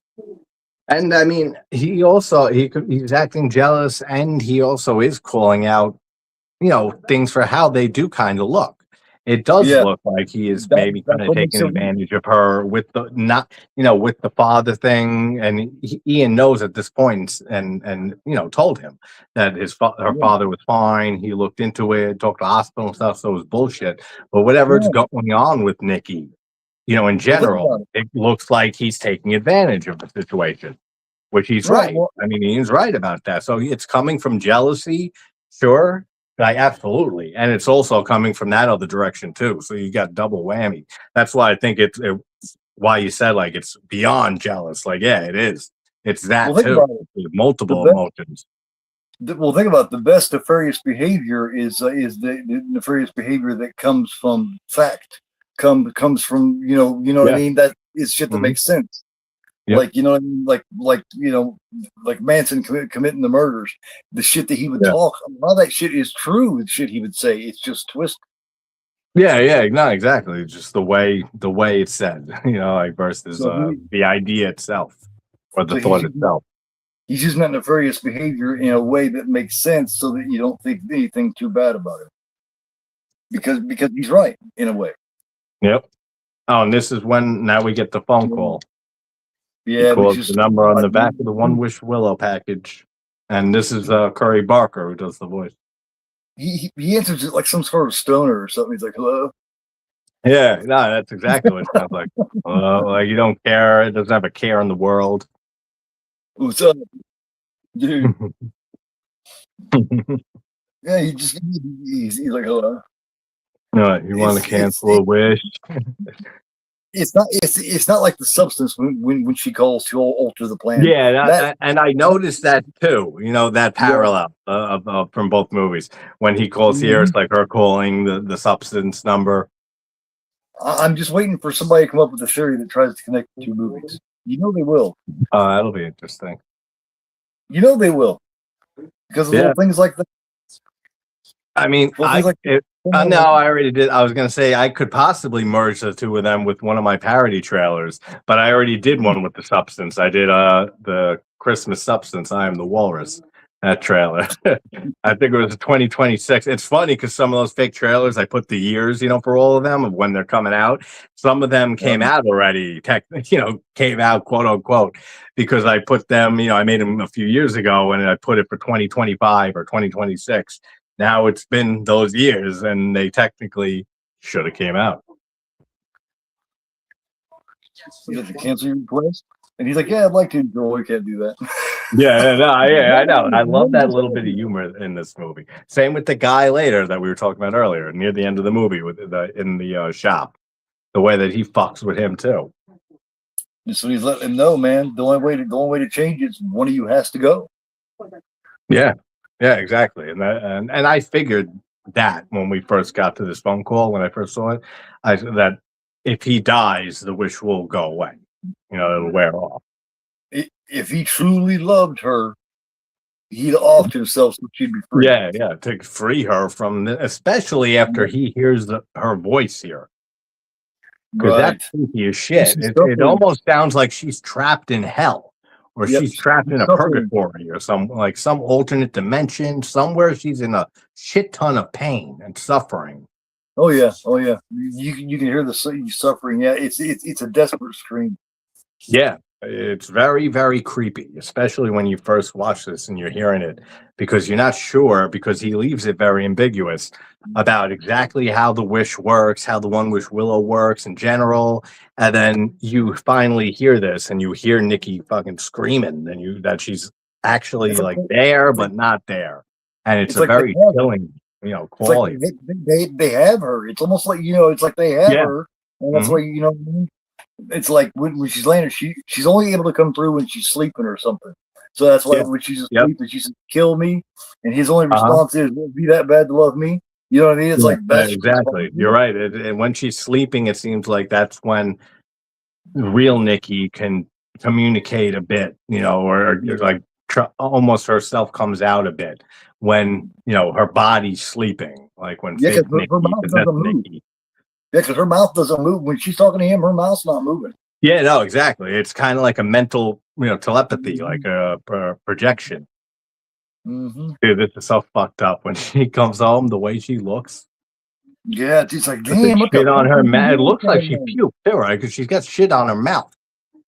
Hanging Yeah, out of her mouth, and then it looks like she yeah. shit on the floor too.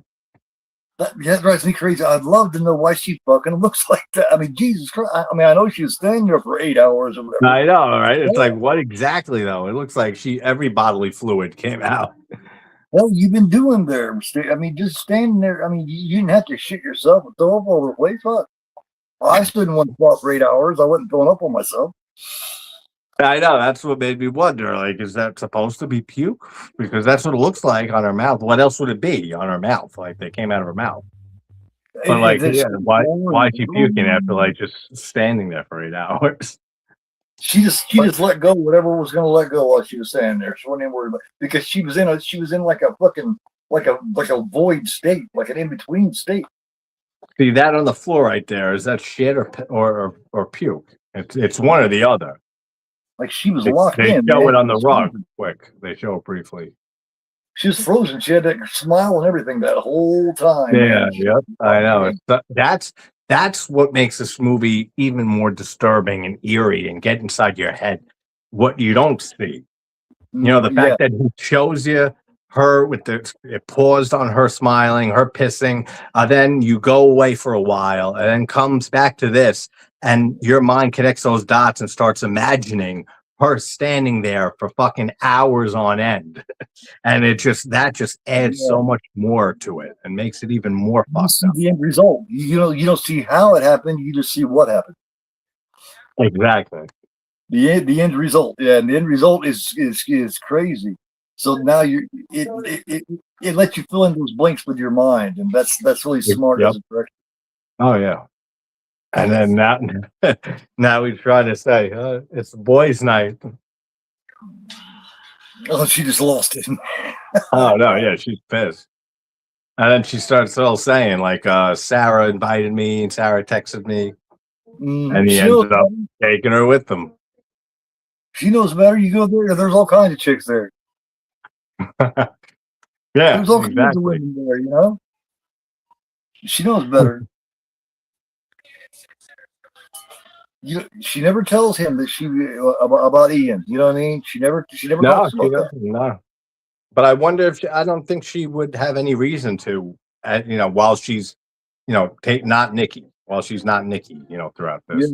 Yeah, because it wouldn't serve any purpose, because she knows it would upset him, and she's obsessed with him. Well, and that version of her may not even know. That's true too. Then that brings up another point that, like, how much is she aware of? During because it seems like she is aware to an extent, and like we said, she breaks out every now and then. But at the same time, and I don't want to spoil the end, but like, how much does she remember? You know what I mean, of everything. That's not really explained completely. And it makes sense why she made up that lie about her dad. Maybe she didn't know that she was estranged from her dad. Yeah, could be. Yeah, I mean the ideas and the theories are endless. You know, she made up that lie because it made sense because that would get her some sympathy, not knowing that the real Nikki was estranged from her dad. You know what I mean? Yeah, no, exactly. That makes a lot of sense, and I think you might be onto something with that. You know, how was the not Nikki supposed to know that? Mm-hmm. Yeah. Just a thought. No, I like that. I agree with that. I like. All right, so now we're at the party. This scene is fucking crazy. This is a good one. I love the chair thing. Is just fucking. It's oh man, it's a riot. Barker's father also wrote the thing that she reads, the Twisted Hansel and Gretel story that she's about to read here. Yeah, that was Curry Barker's father wrote that. Dude's a trip, man. He's got a cool ass fucking dad, man. Yeah. Dude, his dad's all over Instagram and, like I said, podcasts and stuff. I got to reach out to him and see if he would want to come on. Very creative dad. You can see why he's creative like that because his dad obviously. Exactly, and you can see how proud he is of his son. Like he's so fucking proud of his son for this movie and for everything that it exploding, and then it bleeds through every video I've seen of his father on Instagram talking about the movie, and then I saw a few videos of him and Curry, in the same video talking about the movie. Yeah, I mean he's so proud of his son, and he should well deserved. He should be. They're obviously a team. They need to keep it that way. Yeah, I mean that's something I looked into a bit because I was seeing how much he was talking about it, the father and stuff, and I was saying how involved was he with this movie? And so I looked into it a bit, and it seems like he's not credited with screenwriting or anything like that. So he had just a few ideas he threw in, and like maybe gave some creative input to Curry, like the ending that he changed, and gave him the idea for him to change it. And this that Hansel and Gretel thing she just read, and maybe like another thing here and there, like a creative consultant maybe. Yeah. But he's not credited. I'm pretty positive anything to do with like screenwriting or the story or anything like that. I love that, man. I love that. He doesn't want no credit for that, man. He's not after that. He's just looking to help. Yeah. He is a screenwriter, I think, and I think he's been in the business for a while, for years. I don't know really how big or anything like he really did, but he definitely has a mind for it and the eye for movies and for writing. Now, when we're kids, we're able to make this frown, but as an adult, we lose the ability to be able to frown like this. How in the fuck did she do that? You're right. When we're kids, we're able to do that. Not adults. Right there, man. It's so eerie and it's so funny at the same time. It's so 5-year-old, man. Yep, exactly. It's like your little kid is just, I'm not getting my toy. She's terrified. She's in this chair going, what the fuck? They're all terrified right now. I mean, look how weird. And she just gave that disturbing ass, poem and that she read about Hansel and Gretel. And it had like incestuous shit in there too. This weird ass thing. Then she's acting weird, saying, "Oh, I'm just kidding." And all the voices she talked in that monologue, all the different weird voices she used. And I love how now she just pulls her out of the way, just drags her chair back. Well, the reason she added the incestuous stuff is because, remember, she loves him like a brother. Yep. Exactly. That's what I mean. There's so many little subtle connections and stuff in this movie. She said, now you can kiss the person to your left. Yeah, exactly. I love that. That is one of my favorite parts. She pulls the scooter out of there, and fucking Sarah's like, yeah, he doesn't say a word. Has nothing to say. What can you say? Right. Like she's little and shit, and she doesn't look imposing, but she feels so fucking threatening. I mean, and then what's about to happen in a second, in a few seconds, what she does to her son. I mean, man, imagine seeing someone doing this shit like right in front of you, your friend. Yeah, like you. Well, I've known some fucked up people, man. So I've never seen somebody pounding their face in. Right. I've seen pretty fucking close, dude. I've known some fucked up bitches. I've seen some close things too. I can imagine what you're thinking and what you've seen too, but nothing like that. Like that's insane. Like that fucking intense. I've known some stupid ass white trash, man. I'm telling you. I don't doubt it, man. I Crazy, know crazy people like that motherfuckers. too.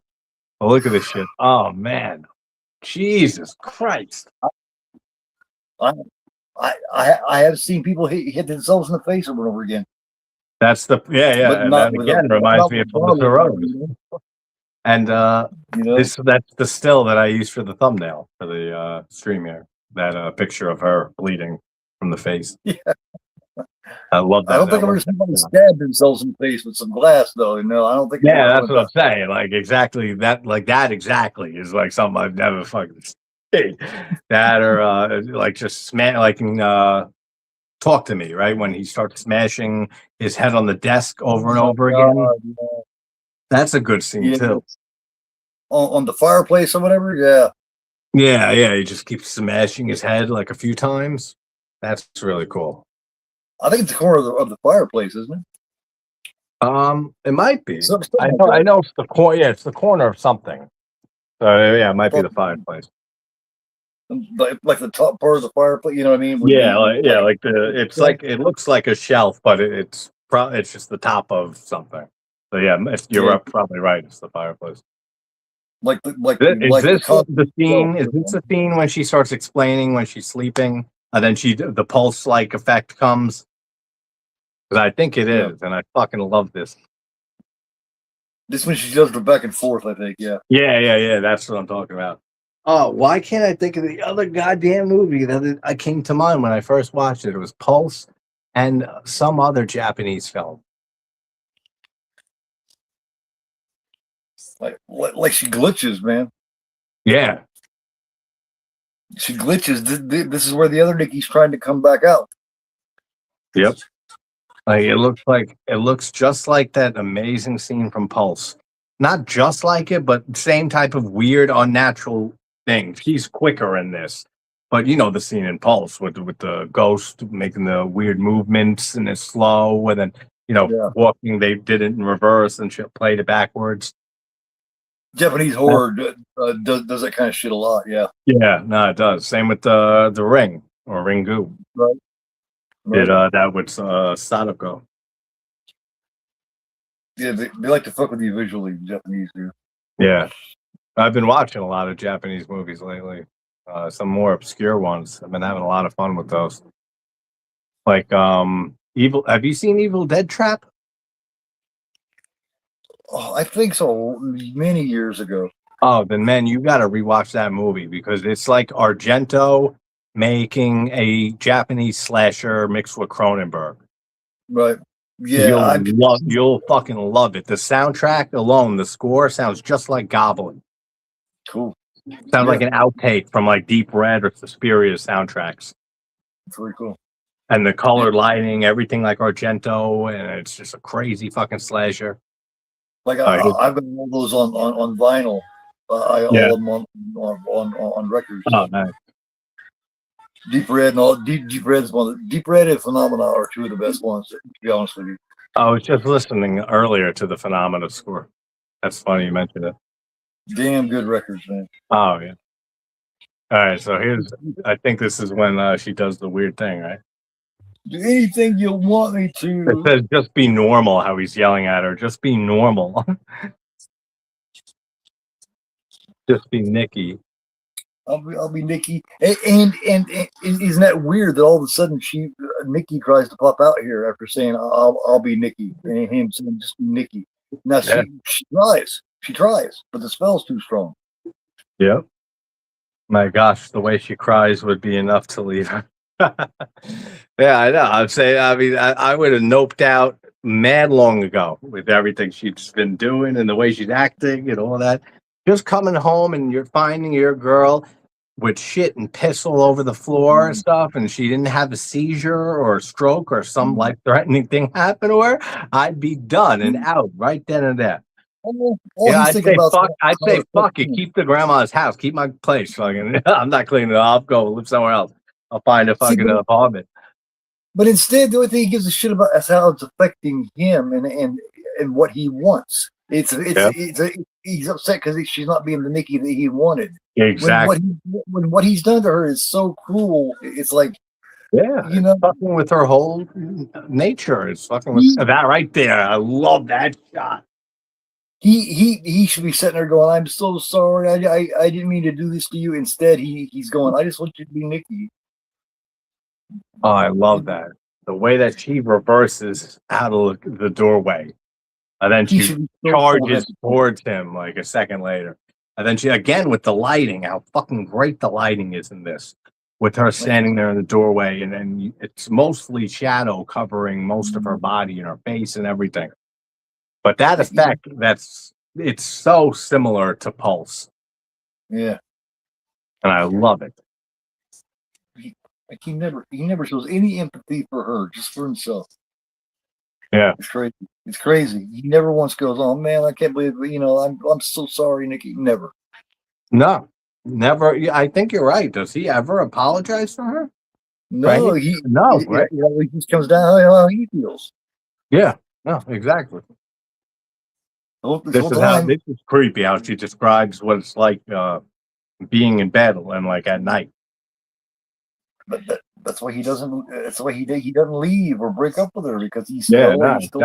her to be his Nikki. He's so obsessed. He's still thinking, well, maybe I can change it into the way I want it to be. I mean, look how he wanted to alter the wish initially when he had the chance. When he didn't have a chance, they don't let you do that. But when he called and talked to Curry, and then he's like, "You want to alter?" No, I just want to alter it. I don't want to cancel it. I want to alter. So he still could have, if he could have canceled it, he could have let her free and stuff, and he just wanted to change his wish to still have his ideal version of her. Yeah, he didn't want to change it that much. He just wanted to change it into the way he wanted it to be. It's like, no, I don't want to let her go. I want to keep her. I just want her to be a little better. I like she says all that, then or you could stay. Oh well, yeah. Coming down to the so creepy. Coming down to the. Oh, this is when Sarah says to meet up, right? Yeah, I knew this nothing but disaster could happen from this. It's like, oh yeah. As soon as this conversation started on the text here, I said to myself, "Nah, this ain't ending well." And then in the car in a bit and stuff, just the way that it's framed and the way that it's shooting Sarah, I said something's happening. I just did not expect what we get. Yeah. The whole thing was just too sweet. You know what I mean? They're having a good romantic moment. A moment there. Yeah, exactly. And the callback to the party scene with I was sitting to your left. Like she's sneaking around and he's sneaking around. Yeah, I was like, oh, wow, I'd be terrified that she'd be right there reading my texts. Yes. I think she probably was. Maybe she was. Maybe that's how she found him. I mean, I'm sure she could have found him anyway. I forget where they were parked. Like down the road at like a little park or something like that, right? Yeah. Oh, because Sarah says like she used to go there to smoke cigarettes and relax and shit every now and then, and she doesn't really smoke cigarettes now. Like hasn't been there in a while. Yeah, something like that. Yeah. Meet me down at the blah blah blah. You know, the thing that they know because they went to school together. Shit that only people from around that area would know. Yeah. You know, there's always that place when you're a teenager that you and your friends hang out at. You know what I mean? Yeah. I had a few places like that. Yeah. And everybody knows exactly like you got a special nickname for it or some kind of dude. I'm not going to tell the story at all here. I'll tell you maybe later. But we had a place called Plan B. It was a location. It was just like a side street in a little part of the neighborhood and stuff that we would park our cars and hang out, smoke, drink some nights, and then just hang out there on the block. But I'll tell you later why we named it that. But then there was also another spot. There was salt mines near a train station that were like 5 minutes from my house. There's a train station, and there's salt mines behind it where they just and it's mostly no one's ever there and stuff. It's just like you can walk around this nice little area. So we used to hang out there a lot too, like maybe high school, around there. There's always that place that you and your friends know, and like you Yes, can talk about exactly. it, and nobody else will know what the hell you're talking about or where you're talking about. You know? Yep. See, this is when she says, "Please don't wake her up," Yeah. and she's saying, "Just kill me" and everything. But she's not moving her lips. So I mean, this is him hearing her telepathically or some type of supernatural way. And what's his response? Would it be that bad being with me? What would be so bad? Yeah, exactly. And then she says, "I've never been with you." I know that's one of that line really fucking stings and hurts when you hear that. Yeah, I've never been with you, Bear. It's and then that's when it all hits them. Yeah, I think it's like, damn, man. Like, it's like this isn't her. This isn't real. This is not how it's supposed to be. Yep. Next public domain film, JT. What do I got? I don't know. I don't know when it's scheduled. I don't have it scheduled or anything, but I got like 4 or 5 uploaded and privated and ready to go at any time. But I have. I was happy I was able to get Mario Bava a film up of his Hercules and the Haunted World. I posted and premiered the other night. Because it's not public domain, but they allow you to use it on to post it on YouTube. You just can't monetize it. And few other movies I did like that. A lot of the Italian movies from the '60s have very murky rights. So Nightmare Castle I did a while back, and Castle of Blood and Long Hair of Death. So those were all non-public domain. And I have, which ones do I got now? I got Little Shop of Horrors, the Roger Corman original. That's public domain. That one's uploaded for Retro Horror Theater. Same with like 2 other ones. The Phantom, not the Phantom of the Opera, Dr. Jekyll and Mr. Hyde, and some other one I can't remember right now. And here, this is such a great scene with Sarah and him talking. And you can just the way the dread builds up here, because we all know something's going to happen when you first watch this. You know something's going to happen. You know it's not going to end well for Sarah here. But the way that it happens, I don't think anybody really saw that coming. Not to that extent. Yeah. Yeah, no, yeah, exactly. And I think they had to cut that down, that scene. Like for the R rating. I'm pretty sure they had to cut a bit out of it. Otherwise it would have been NC-17. Damn, that's cut. Jeez. Because exactly. Can you imagine? God, it's brutal. Oh no, it definitely is, because I saw a little clip of Megan Lawless talking about that scene and saying there's a director's cut and that we'll see it at some point, and that her scene was longer. And I saw a clip earlier today of Evil Dead Burn, the director of that, saying that, and there's a similar, like, a face being smashed over and over and over again. He said the same thing, that they had to trim that sequence too, from whatever amount of hits, an absurd amount of hits to the face, to less, because of the ratings board, and they would have gotten not an R rating. So both these movies, this and Evil Dead Burn, same type of effect and same type of kill that they had to trim. Well, here it is. Yours. Yeah. I listened to your left. I listened. 9, 10, 11, 12, 13, 14, 15, 16, 17, 18, 19, 20, 1, 2, 21. Yeah, 21 seconds. 21 shots. 21. She just started hitting for me, so you're a few seconds ahead. 21 shots per face, man. Jesus, the way that she keeps going. Holy shit. 21 times. And that reminds me heavily of Irreversible by Gaspar Noé. With the fire extinguisher at the beginning of Irreversible in Rectum, the gay club, when he takes the fire extinguisher and he starts bashing his face in. You never saw Irreversible? Not yet, no. I'm dude, you gotta watch that movie. I love Gaspar Noé's films. Enter the Void is his masterpiece, in my opinion. But Irreversible is a wild fucking movie. Yeah, I know. I know. Yeah, I know. I know it's got some pretty bad rape shit in it.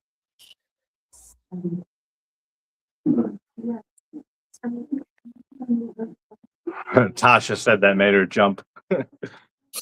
Hell yeah, bro. I mean, that shit fucking it really, you know it's coming, you know something's coming, but not that, and the way it comes out. You know something's coming, but even when it comes, you still jump. Yeah, exactly. It's such a effective exactly and well-timed scare. That's why, because you don't know exactly when. Yep, and it's such a well-timed scare. Keeps you wondering for a few seconds. Fucking love it. Every time I watch this movie, this is the fourth time actually now I'm watching this. Every time I watch it, it gets better and better and better. So this movie, the substance. substance. Happened, but you see, it's what you wanted. It's your place. It's what you wanted. It was your wish. Yep. Yeah. No. I mean, the whole tagline for this movie is, be careful what you wish for. That age-old saying. And I mean, he's really, really regretting now. I think he's starting to really regret his wish. That's it. That shit, aware, right? How do you watch that? Why it's there? It's very aware of why it is there. Oh yeah. How do you watch that though? Like tapping to your friend, and then you know that she liked you and had feelings for you, and then you're sitting there and you watch this girl that you love, or at least love the idea of, for all this time, and that you're obsessed with, just murder her right in front of you. Yeah. She doesn't even have a fucking face left. It's like fucking carved out like this, just like Irreversible, just like a few movies that do intense face crushings like that I really like. Follows up with the emotional knowledge of knowing that she did make it into there. When he reads the letter. Yeah, I know that sucks too. That's another gut punch. No, and that was her last school too. That was her last option, and she got in. I knew. I knew what he read. I knew he was going to say that too. Yeah, I know. It was too fitting. Yeah, I mean, it was perfect. To have her get into it. This is they were right there. This guy's looking at him like he's. This guy's so good. His brief little role here, the clerk. He just looks bothered. None of the jump scares ever do that to me, so that was a success. Yeah, it's a good one. What's the one Wish Willow? He's just so fucking bothered by this kid. He's like, whatever, man. Just quit too early. I'll fuck with you, though. He's like, what the fuck is wrong with you, man? You'll still here with that energy, man. He's so serious there. What the fuck is wrong with you? How can you sell this to people? He's like, oh, sure. Oh, God. You can't come in here with this energy. What did you do? Yeah, he knows. He already knows. What did you do? Exactly. That's what I'm saying. So he knew the other clerk earlier, the female clerk, she knew. Like, so they all know that this works. Because people have apparently he's not the only one to have come back complaining that the wish, came true and that their lives are fucked. He's like, well, that's not so bad. Yeah, I know. Not until you really think about how far that can go. Someone being in love with you. Use my wish, man. Not even really in love with her.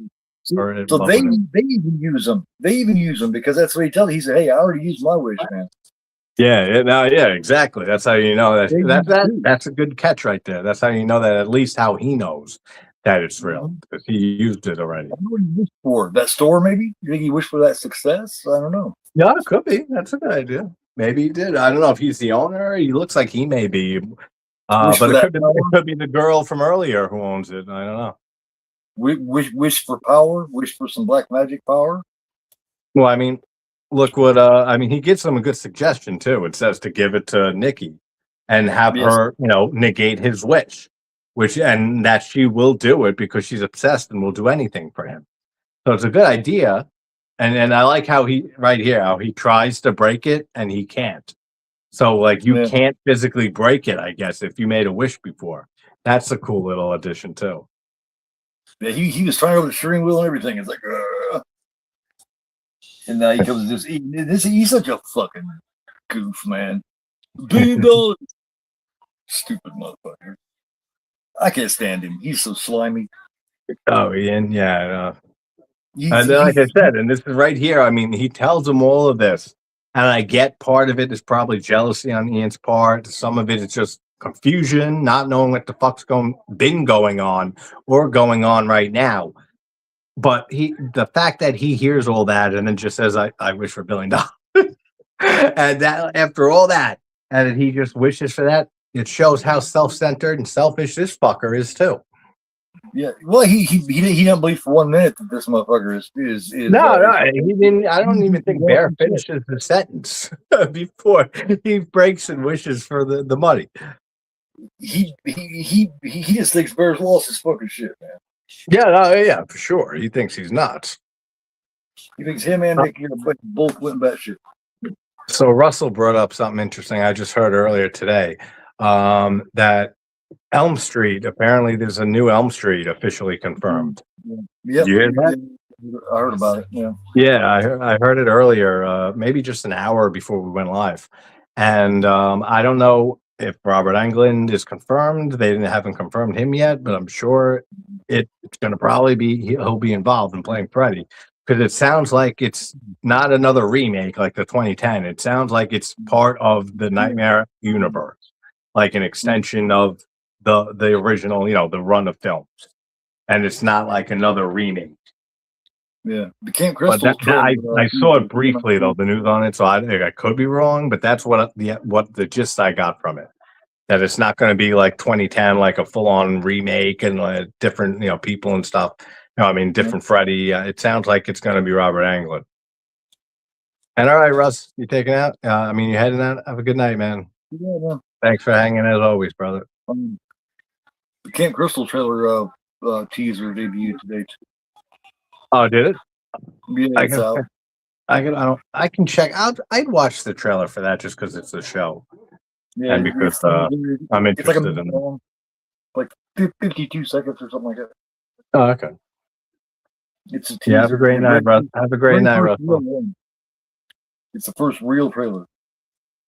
Yeah, it is, right?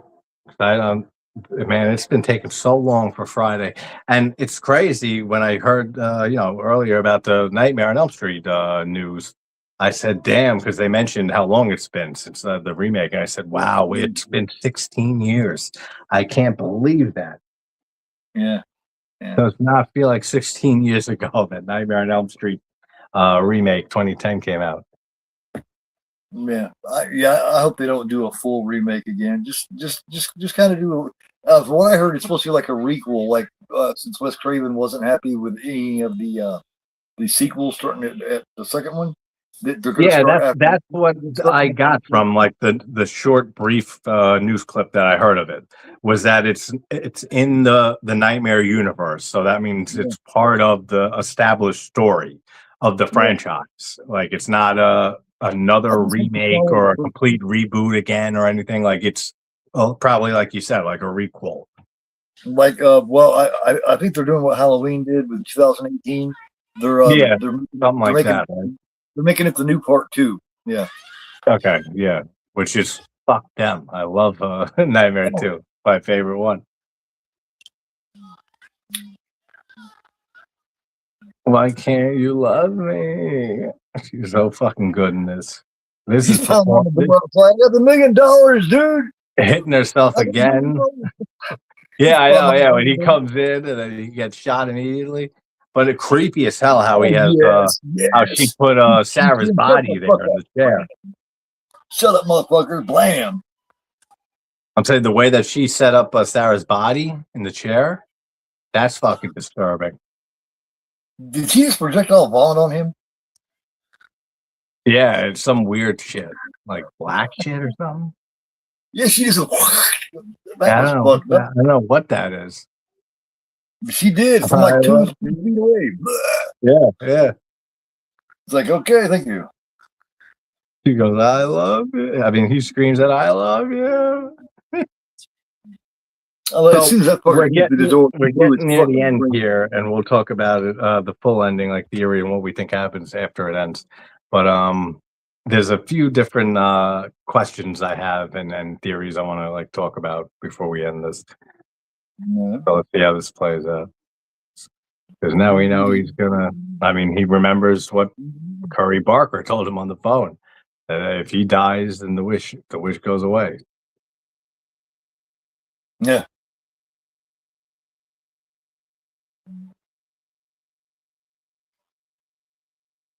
Because she makes a wish with the one Wish Willow. Yes. At the end, right? Yeah, they specifically show that the box was open and stuff. This is his only non-selfish choice that he makes in the whole movie is here when he tries to kill himself with the pills. Yeah, and then so what I'm thinking is, he backs out. what did she wish? I'm thinking that he wouldn't die, or that like the pills wouldn't work, something like that, to keep him alive. That he would be in love with her too, and when it clicks you in, think he that's what it was, and then by then they kicked in, and then he's gone, and then her wish, his wish, wore off of her. That's what she wished for. Yes, it was for him to be in love with her, the same as she's in love with him. That's why he comes out looking goofy like he does, man. Yeah, that's what I was leaning towards, but I wasn't sure because there's a few ways that you can look at it. Well, that's what dude said. When they talked about it on. The director. Oh, he came out completely confirmed it. That's what she wished for. He said that was her wish for him to love her like she loved him. It's cool that we have confirmation on that. He just dies of I mean, he just it's awfully quick though. That's one question. It's very quick how he fucking passes out from those. He wouldn't OD that fast. Fucking take not to. That would be ugly. It would have to digest. Alone, it would to get in your system digested would probably take 15-20 minutes. Yeah, and the actual death itself would be ugly, man. Yeah, for sure. You would vomit yourself to fucking death or something. Oh yeah, I like how he can't go through it. He can't shoot himself, and I like how he's holding the back of his head too. While he had the gun in his mouth. Well, he's a coward, man. Exactly. Yeah, he can't do it. He can't pull that trigger. And now he's looking at the pills, saying, "All right, well, maybe I could do it. I could do this." That's basically the whole myself. He wants to get across. Is that this motherfucker is, you know what I mean? He's a coward. When it comes down to having to pull the trigger, so to speak, he can't do it. Yeah. For everything, for telling Nikki how he feels truly when he had that moment, to literally pulling the trigger here. He fails to pull the trigger on almost everything. He's too much of a pussy to commit to anything. Yep. And yet, he wants a commitment more than anything in the world. With Nikki here. He asks for so much, but's willing to give so little. And it's because of who he is, too. The type of person he is. He can't give. He can't give. The type of love that he wants from Nikki, or his idealized version of Nikki. Wonder how he was raised. Makes you wonder how he was raised. Like maybe he didn't get enough attention. Maybe he got too much attention. Yeah. I mean, it does make you wonder more about his past. And his childhood and growing up. Just in time for him to be able to make himself throw up, because he was going to make himself throw up. And that's what stops him. Yep. See, because look at him, he's like, oh God, I can't wait to see her. Oh, then it stopped right there. That's when the wish kicks in. Look how goofy he looks out here. Looking at that's just like her when he makes the wish when she first appears on the porch and walks up to the car. She knows how it works. Look how happy she is now. She's like, yep, it worked. But she didn't know that he took the pills. Right. She's happy. She's like, yep, it worked. She knew exactly what it would do. She was very aware the whole time. Yeah. No, exactly. I really love that the father, I think Jeff is his name, right? Jeff Barker? I don't remember. Let me make sure that's right. This is where I would have ended it, right here. Yeah, well, with the two of them together and obsessed with each Yep. other, right? Yep. Yeah, I mean, all the endings that you can think of, all I could see working great. You know, like it just like you said, depends on your preference and whatever person's preference for writing and whatever they'd like the story to end. But all of Think of all them the work talking well. points that leaves. Think about all the talking points that would have left for people. Yeah. Oh yeah. I mean, how real is any of it? It's not. They're both Big not pill themselves. word. The love isn't real. None of it's real because they're both fucking under a spell. I mean, Because there's a whole bunch you can go off on with that. If it ends like that, then people can go, yeah, but oh my god, he took all those pills. What happened? On and on. Yeah, she says, baby, what did you do? And that's where they show you the one Wish Willow box opened. Yep. We would have no idea what happened. To further cement and show you that she made the wish, in case you didn't see how he snapped out of trying to throw up. It would have been so much better with us not knowing the end result. I love those. I really like how it ends, even though I can definitely see the way that you envision it ending too, working just as well. Because I like the idea of her not being aware fully of anything going on, and then he dies, then she comes out of it. And now she's got to live with all of this forever, right? The rest of her life, and like, holy shit. Sarah's dead. Ian's dead. She killed Ian. She killed Sarah. She murdered those two people, her two best friends.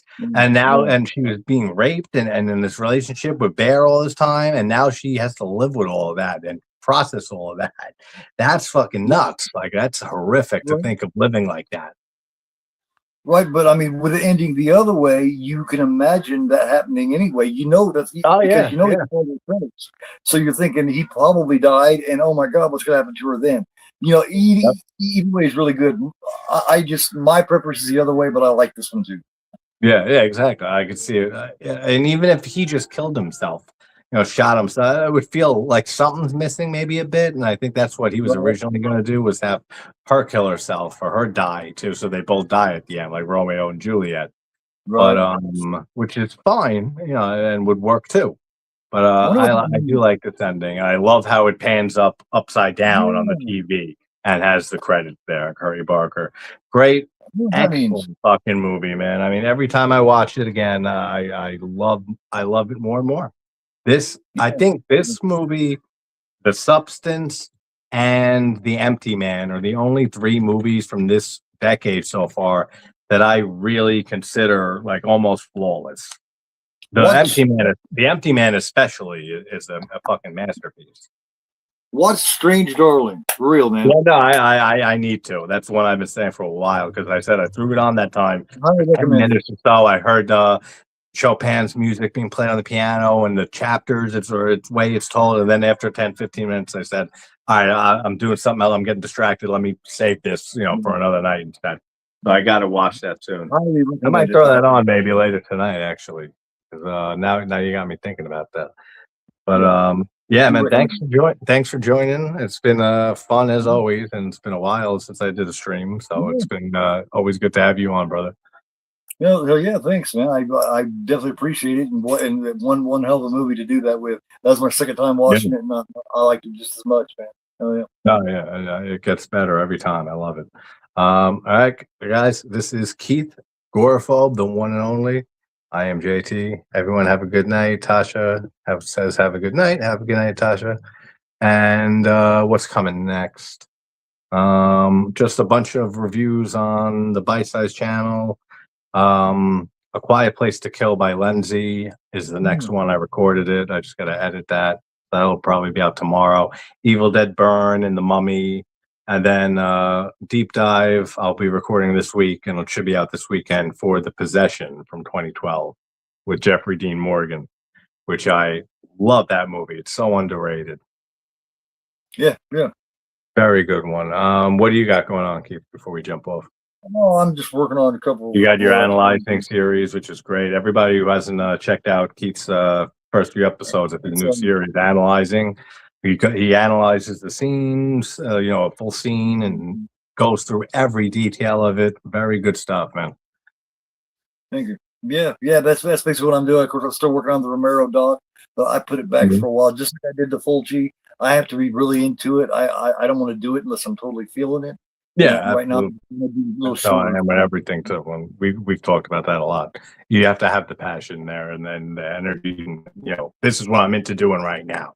Otherwise, then it's not worth doing it or touching a project in any way, unless you're really feeling it. Because then you'll slog your way through it, and it doesn't feel right. So yeah, I mean, you've always been the same way with that. But yes, check out Keith Fulci documentary you put out a while back too, if you haven't seen that, and you're a Lucio Fulci fan. Fulci experience. What? The Lucio Fulci experience. Yeah, that's it. The Lucio Fulci Experience. Great documentary. And I'm waiting when you can finally get the Romero one up. That's gonna be definitely worth it too. But all right, guys, everyone have a good night. Keith, thanks for joining again as always. And that is Obsession by Curry Barker. Excellent movie. And I will talk to you all soon. Everyone have a great night and take care. Stay spooky.